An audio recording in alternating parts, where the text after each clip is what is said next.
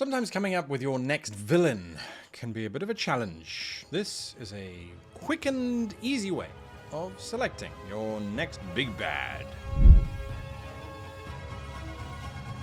Hello and welcome to this week's episode of How to Be a Great GM. My name is Guy and I am showing you a little method that I use when I kind of get a little bit stumped in terms of, what should the next bad guy be? Should it be this or that? And if you get like that sometimes, I know I do, I find this method works particularly well. Step number one, what is your villain after? Very simple, what is your villain after? Love, power, money, control, bloodlust, or revenge. Choose one of those six, roll a d6, go boom, boom, boom, boom, boom. Okay, cool. Once you've got that, park it aside. Next up, 5 choices you have to make. Choose 5 species from the role-playing system that you are playing. If it's fantasy, it's an orc, a lich, a dragon, a kobold, and a tortoise. Make them weird and wonderful, not all clumped together. If it's Star Trek, you go Klingons, Cardassians, Breen, nanites, and space whales. Okay, great. Assign each one of those to the 4 different adventure types: thwarting, delivering, collecting, and discovering. You got 5, so that means you are going to have 1 left over. That leftover one, that is the species of your new villain. And you go, okay, great. So I have kobolds as my new villain, and they are after love, because that was one of the 6 options I chose. So the kobold is after love. Unrequited love, perhaps love of something, love of someone. Yes, let's go with love of someone. Let us say that the kobold chieftain is madly in love with someone and will need to get whatever it is or whomever it is that they are in love with from that someone. Okay, good stuff. Now remember those 4 adventures where you assigned the others to?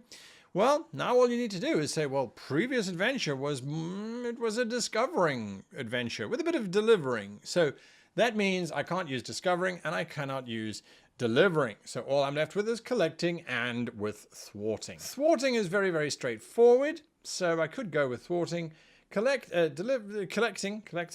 Nah, I'm going to go with thwarting. I'm going to do a good old-fashioned combat style adventure. And who did you assign to that particular adventure? What species did you assign from your original 5?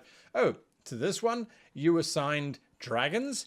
Great. A kobold is in love with a young dragon. And again, this is just brainstorming here. So a kobold is in love with a young dragon. The dragon may be in love back. Perhaps we can fall on a Romeo and Juliet type of situation. We could dig deeper, I'm sure, and if I put some thought into it, we could definitely go further.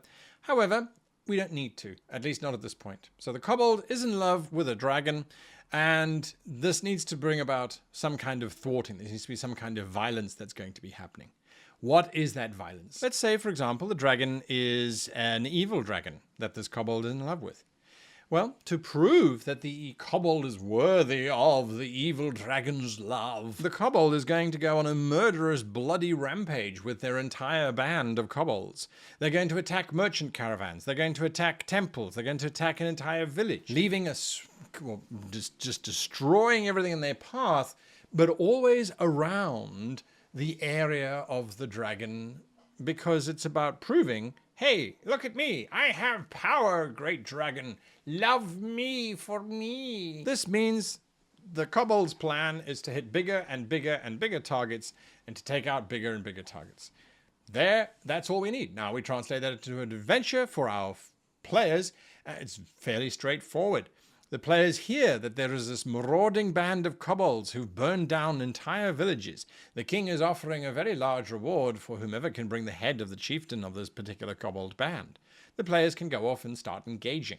Skirmishes with little kobold outlying bands looking for easy pickings. And then, of course, as the adventure progresses, finally they get to the point where they fight the goblin boss.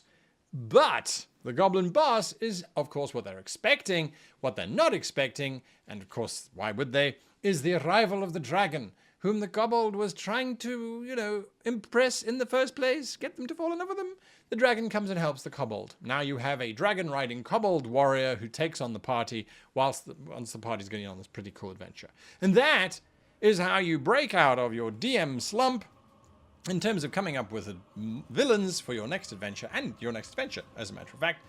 And that's how I do it. Hopefully it's been useful or helpful to you.